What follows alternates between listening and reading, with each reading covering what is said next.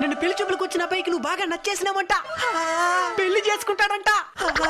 ఏమండి ఏమండి మన అమ్మాయికి మెడికల్ షాపులు ఏం పనండి? ఓడెవడండి? మెడికల్ షాప్ వాడు.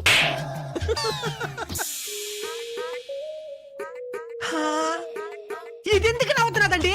లెటర్ ఇచ్చిన దానికి. ఈ ఇంటికి రాని దాన్ని కట్ చేస్తాను. ఎవడే వాడు?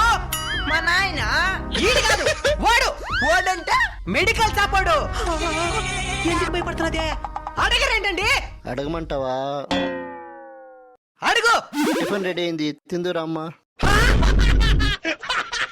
ఎల్లరేకం వాళ్ళని చేసుకుని తప్పు చేసినాడు. అసలు ఎవడే వాడా?